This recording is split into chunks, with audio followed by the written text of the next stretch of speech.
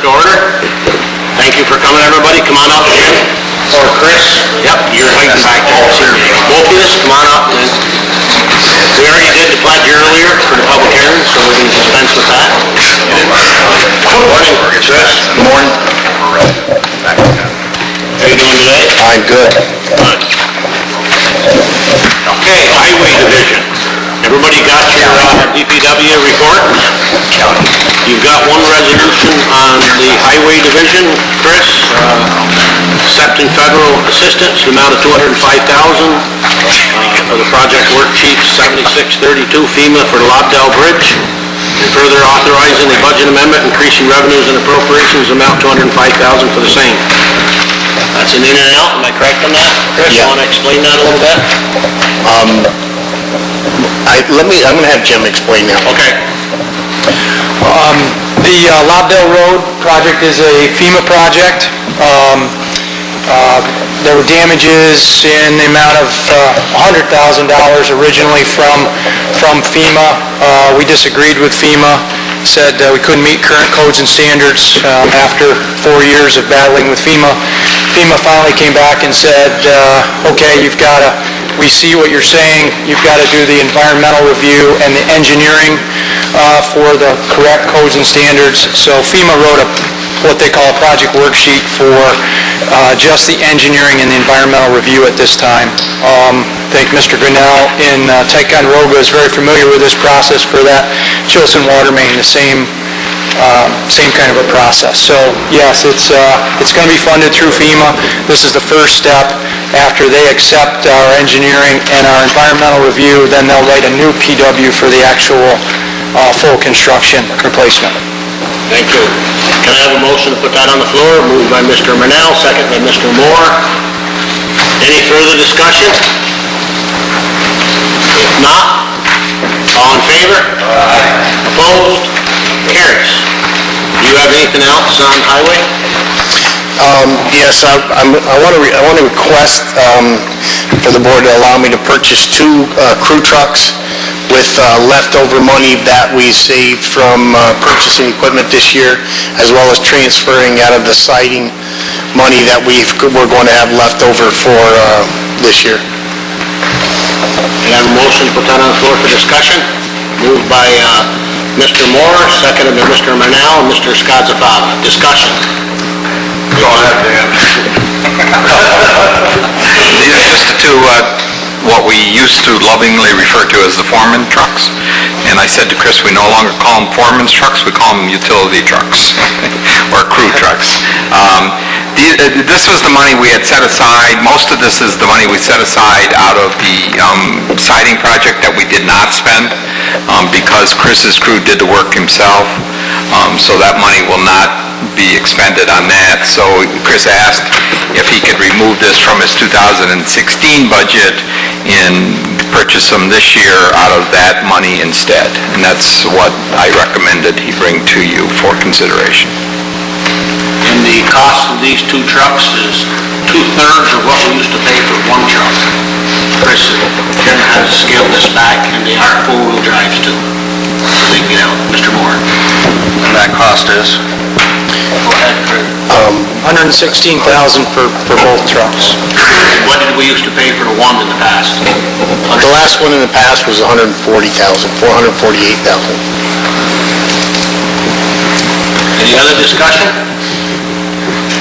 Yep, Mr. Scott. Talk about the condition of the current truck. Sure. Does Mariah want them? That's what he's built up. Go ahead, Chris. We currently have 4 of these crew trucks, utility trucks. 2 of them are almost 130,000 miles on them, and of those 4 trucks, they were down so far this year. They were in the shop 34% of the time. And just in repair parts, we put $25,000 into those. And the 2 trucks with the most mileage have been about 3/4 of that time and 3/4 of that money. So they've been down a lot. So what are we doing specifically with those 2 trucks? Are you surplusing them, or are you trading them in, or what are you doing with them? Two out of the 3 are probably going to be either surplus or I don't think we can trade them in. We're buying these state contracts. So, if we can keep one on the road and not have to put a ton of money into it, then a spare would be nice to have around.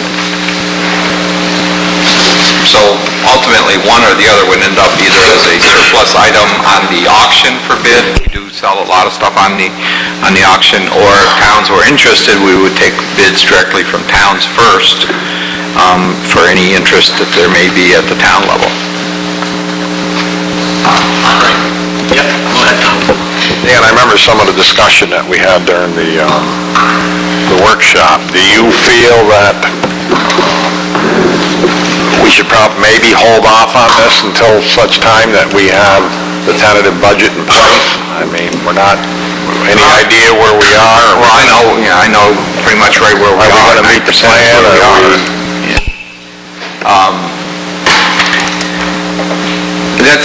I guess it's up to you guys. I mean, you did set the siding money aside in a reserve account. No, I understand. So it's there, and it's a question of whether you want to include it. What's the percentage on can we get away with 1 truck? I just don't know if we should be going out purchasing 2 trucks, 3 weeks before we're adopting next year, at least seeing next year's tentative budget. It's certainly up to you guys, but I think you're okay purchasing the 2. I do. There was almost $1 million worth of equipment within the requested budget. We have pulled all of that out. We're going to do a BA end on that particular round of equipment. The last equipment round that we did, the band ends this year, so what we're looking at is to take the $1 million out of the tentative, take a band in 2016, which means that the band payment won't be due until 2017. So in terms of what's in the equipment budget for 2016, it's pretty slim. There's not much other than what we anticipate doing under the project band. Either way, it's up to you. After talking to Chris, my personal opinion is to get the 2 trucks, because even if you held back on 1 truck and only got 1 this year, then you need the 1 for next year. You're going to put it right back in next year, and it's just playing with the figures. And if he's got the money in the budget right now to do it, wherever it's coming from, and within his budget, I think we should do it and get it done with, because these trucks are very valuable to his department. So, and next year you may get 1 and say, okay, this other truck was out instead of 34% of the time, now 50% of the time. You just said he put, what'd you say in there for repairs, $20-something thousand? And that's pretty near half the price of a new truck. So I think we should do it now. That's my opinion. Anybody else? Mr. Whitson? I have a question for you, and that is, did you say you had 3 vehicles and you wanted to keep 1 as a spare? Or you only had 2? 2, I'm sorry, 2. Okay. We're going to keep 1 as a spare. All right, you want to keep 1 as a spare and put the other one on the auction block? Anybody else? Okay, all in favor? Aye. Opposed? Resolution carries. Thank you. Chris, anything else? Not on highway. Not on highway, okay. Buildings and grounds, you all got your maintenance update? Any questions on buildings and grounds? Anything extra for us, Chris, that wasn't on there? Nope. Okay. I would just like to say that the contractors that did the roof, that are doing the roof now, they've done a really good job. They've been real responsible contractors. They've kept the work site clean. They've done a good job. So, job well done, really, by that crew. Mr. Scott, Are they doing the bell tower? That's what they're on now. That's you see them setting up right now. That's where they're headed next. That's the last part of it. I see we have pigeons again also. We got pigeons everywhere. Yeah. 22. No, we're not getting out the shotguns. we're not arming the bell towers. Janitors under buildings and grounds. Anybody have any questions about the janitors report? Okay. Health and safety and codes. Anything on that?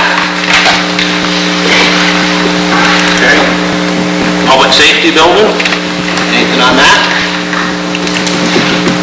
Jerry, Yes. we making any progress on the generator?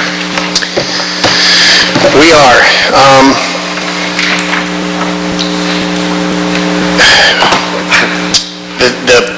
The issue at hand was, we have two contractors involved. One wanted to be the contractor, one wanted to be the sub, one wanted to be the sub, one wanted to be the contractor. Needless to say, it's all straightened out and they're paid. We're waiting right now for a breakdown of what to replace. That should be in hand this week, I'm hoping, and I will be bringing it to you guys as soon as I get it. Okay, thank you. Engineering, anything on that? Questions? Okay, solid waste, no report, nothing on that? Okay, fairgrounds, Dan's not here. I have a question on fairgrounds, because I heard, whether it's true or not, a lot of things you hear, but you don't know if it's true, so I'm gonna ask Chris this, or Jim. We still have horses over at the fairgrounds? Yes, we do. And I wish Dan would have been here, because, have you talked to Dan Manning about it? And I heard they weren't paying for the horses over there either, yet we're taking care of the maintenance of the horses. They're not even cleaning the horses, we are. Is that true?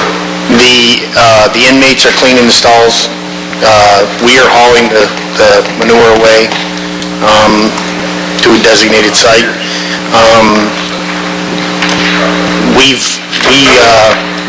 We had a fairground meeting. I wish Dan was here too, but they are behind in their payments according to what I understand. And the majority of that committee had said that we should evict them. But that was a discussion for the board. Well, that's what I heard, and I wanted to know that they weren't paying for them, yet we were taking care of everything over there. Yes, Mr. Scott. So these are private people that are boarding their horses on the taxpayers' dime. We're not only letting them board them, we're hauling the manure away. We have to haul manure away. Yep. Why are they there? Who's allowing this to happen? I guess we are. We've always allowed them to. We are, but how many in here were aware of it? I was. So, throw them out. I was aware of it a year or two ago, but I thought it was taken care of, so I heard this the other day. I would be glad to entertain a resolution to evict these people. Move it. So, thank you very much. And second by Mr. Depot. That way the county attorney will have something to go on, because I also heard that he hasn't got anything to go on. This is unreal. I mean, I just signed a $7,000 contract with SPCA to board docks Me too. for the year, and yet we've got people out there that are boarding horses Yep. for absolutely nothing. Talk about a gift of taxpayers' money. Well, obviously that was not the intent. The intent was to board horses and get revenue that would offset the cost of fairground operations. But as soon as you put somebody in, it's like you're putting a tenant into a rental property. Doesn't mean they're going to pay the rent. And if they don't pay the rent, then that requires legal action to get them out. So that's the position you're in now, is that we need to take legal action to officially evict them. It's hard to believe that you'd have to evict a horse, but it's the owners that you're evicting. It's not the owner's fault. It's the owner. Same thing with dogs. It's not the dog's fault. It's the owner's fault. And so the resolution on the floor is to start legal proceedings to evict the owners and the horses from there. Mr. Yeah, just a question on the committee, but Dan, aren't the owners of the horses, I mean, isn't it, there's a subcontract thing with over there? So Yeah, that's the other problematic part. There's an individual, I don't know if there's more than one, but there's at least one individual who actually leases they aren't the owner of record that has it. It's him as the person taking care of the horses, and he's the one that's not paying. You'll find that the owners are, so. But we're not getting the money though. Right. We're not getting the money. It's not us. Mr. Preston. This has been going on for several years. I actually quit going to the fair committee meetings because all we did was talk about it and not act on it. It's the same people that's been going on years and years. They gave us a check. The check bounced here a year ago. We had the county attorney negotiating with a convicted felon over there. It's absolutely ridiculous. And I quit going to the meetings because that's all we did was talk. I heard the same thing year after year after year. And why we're doing that is totally beyond me. It's about time it was brought to an end. Anybody else? All in favor? Opposed? Resolution carried. Just in defense of Dan, both Dan and I, we're the top two people who run the county, but we don't run the county without a resolution from this board telling us what to do. So I welcome this resolution. If that's the direction the board wants to take, then Dan Manning will know exactly what step he needs to take because the board will have directed him. And in defense to Dan, that's what I was told too, he needs direction. Mr. Cleese. I just feel that we should know about these things, not annually, but it would be nice to know if somebody's behind 3 months, it would be nice to know that. I mean, Randy's right, we've talked about this for years and years, so it's not a big deal, throw them out. Yep, right. That's what we're gonna try. Anybody else? We're gonna move on it. Okay. Anything else, Mr. Denver? Yes, sir. When we evict somebody out of a horse barn, does that take months? Or could we shut the water off, power off, and say you're out of here, it's done? I have no clue, I'm not an attorney, so I'll ask Dan. Very much the same process that you would have with any tenant. Mr. Harrington? Can't shut the power off. when the horse is out of the barn. Oh, God, I'm so eloquent. Anything else? No. Okay, thank you very much for coming. Thank you. Soil and water, Dave Reckon? Yeah. On right up.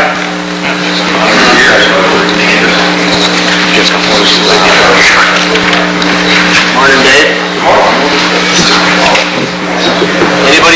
Everybody got Dave's report? Anybody have any questions? Yes? Dave, any updates on the dam project? Yes, I can. I know we've discussed the Petro Dam project that's going through the county, and I'm working closely with Mike Mascarenas and our engineer from AES, Ryan Davies, and I got the plans for it on Friday, and those plans were forwarded on to the county purchasing, and they're working together with Ryan to put that out to bid this week.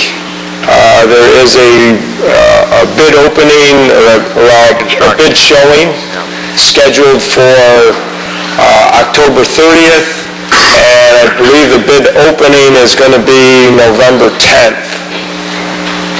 But that should all be going on the county website any time now. They said all the information would be there Friday, so it would be whatever it takes to get that onto the website this week. So I would hope in the next couple of days it would be showing up on the website for the contractors. So we're moving along.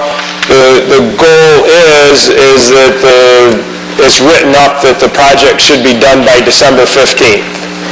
As long as the weather cooperates, DEC has said that we can work right into the wintertime, but they also did say that because of concerns with trying to remove that dam and being in there in frozen ground or snow, if we got 2 feet of snow and it was cold weather, the end of November, we're probably going to have to wait till next spring. But if the weather holds and we have a nice weather in through that they can work on that into middle of December, we'll be done by Christmas. Thank you. You're welcome. Anybody else have any questions for Dave? Dave? I just had a couple little additions. One is we're working on, we closed up a lot of projects. We had our October 1st deadline to be out of the stream on many of our projects. I know we got the 2 culverts done with the county up on River Road, and another culvert that was completed up on Lenny Preston Road for the town of Wilmington. We we submitted the grant for FEMA reimbursement to try to get some additional culverts, seven culverts, 3 more culverts for the county that we'll be working on. As soon as that paperwork comes together, if we get that, we'll be letting you know exactly what we're going to be doing on that project. We put in some willow plantings. Our project in Willsboro, they put in almost 10,000 willows from the area in Willsboro there at the Cornell Extension Farm there at Willsboro Point. We also took some of those willows over and we put them in to meet the APA requirements for the permit at the Dr. Ray Bridge that was being done in Keene, and we put those in last week. And that's pretty much all we've had as far as soil and water, getting a lot of seeding done to stabilize projects. As far as our forestry, our Lewis project is out to bid. That is on the county website. We did not have any forest or timber harvesters that showed up at the site showing for that project, but that doesn't mean that we're not going to get bids. It just means that everybody's busy this time of year and they all just want to go on their own schedule, and they didn't feel like they had to come and see the project with our knowledge. Everything's pretty much laid out so they can come at any time when it's to their advantage. The last thing I wanted to point out, we are finishing up the boundaries, but one of the things I wanted to discuss was the potential for, we've discussed that there's funding left in the forestry for actual timber management and doing work. Part of that is that we are doing an application with the Natural Resource Conservation Service to try to help offset county funds to go out and do a full forest management plan for all the parcels and update everything that I don't believe has been done for about 10 years. We're hoping to get results on that application in the next month or two. The last thing I want to point out is one of the things we found out in managing these timber sales is trying to get up in and accessing and looking at the properties and then coming back in and trying to check on the projects after the projects are all done. And the other thing we're thinking about as far as being from soil and water is getting in and seeding and mulching the sites after they're complete. So one of the things that we would like the board to think about is the possibility of the purchase with those funds of an ATV to allow us to go up in and inspect the sites, do the timber management, seeding the sites, being able to do seed preparation with something like that. The other thought I have with a tool like that is that we could also use that on site prep and seeding for some of the highway work that we do, and even some of the farm work we do with some of the local farmers. We've done some research. We're looking at, it would go out to some sort of a bid. We're looking at a purchase of somewhere between $12,000 to $20,000, depending on what type of thing we spec out, how the bids come back. So I just want to leave that up to the board. You can think about it this time. If you want to, just ask me questions, or if you want to try to go ahead and let us just go out to bid, and then we can come back with the cost at that time. Any comments? I'd like to know what you're looking for, too, in the future before we do this. I'd like to know what the specifications are. Okay. Who had their hand up over here? Mr. Manel? So when you said ATV, you're talking about a dual passenger side-by-side? Probably a side-by-side we were talking about with a dump box that we can attach a seeder to it, and then we can utilize it for taking paint and equipment up in when we're marking boundaries, when we're marking timber sales, get us better access, and then when the timber sale is done, we can go in and this spring when we had the project was completed, we actually had, before the timber harvester could get back in and put the water bars in, we had some erosion, so we actually had to take in some of the compost socks that we worked together with the DPW to make, and we took some of them up in to slow down the erosion. We had to take them all up in by hand. That's a good tool to have. I had one other question. Sure. Explain the where they'd use the no-till. I've seen them, but I don't know anything about the no-till. Okay, there's a no-till drill that's available for Essex County. We purchased it, we went in half with Clinton County. And this is a machine, the one that we have right now is, it's 10 feet wide, and it will go in and it can go into any area where it can't have big rocks on it or anything, but these areas where you have a pasture that you want to renovate and you want to put some sort of seeding in, or you can go into a cornfield and rather than going in and tilling it and open it up for potential erosion, you can go in and seed right into a cornfield without any kind of tillage whatsoever, and putting it into a new pasture seeding or putting a cover crop seeding on it for the winter time. You can go in with just a minimal or no till at all and utilize this piece of equipment. We had it down here last month, and we had two of our local farmers. One in Mariah did 12 and a half acres, and one in Ty did about 5 acres down there. We were going to do about 20-some acres of seeding down around Westport area, but the farmer became concerned because it was towards the end of we tried to get it in by September 15th before the end of the seeding deadline for fall cover crop seeding, and we were kind of tight on that deadline, so he's going to wait till the springtime to do that. But just so there's no misunderstanding, this is not a piece of equipment that can be pulled by a four-wheeler. No, it needs a large tractor. No, that needs a 100 horsepower tractor or so. Mr. Kalidi? Dan, don't we have a timber reserve fund? Can't that fund be utilized to purchase equipment for timber? Right, yep, that's what we're talking about. So it would come out of that fund that's already there for timber management. Just want to make sure it's not a budget item. Yep. No, not from that timber reserve fund. You're right, Roby. Thank you. Anybody else? If you get one, get a cab, get a heater. They're about $21,000 or $22,000, but you're going to be using it right into inclement weather. Okay. And that's why I brought it up. We can, at this time, we can even work just this month on speccing it out and bring it back to the committee next month. Good. Anybody else? Tom? That would go to bid, right? Yes. Right, yep. I'm saying, I don't know if there's a state contract. Yeah, I don't know. We can look at that too in the next month. Anyway, we go to bid. Yeah, there is. Anybody else? Okay. You have anything else, Dave? Nope, that's it. Okay. Nobody has any questions for Dave? You're all set. Thank you very much. Thank you. Anything else to come before the committee? If not, we stand adjourned.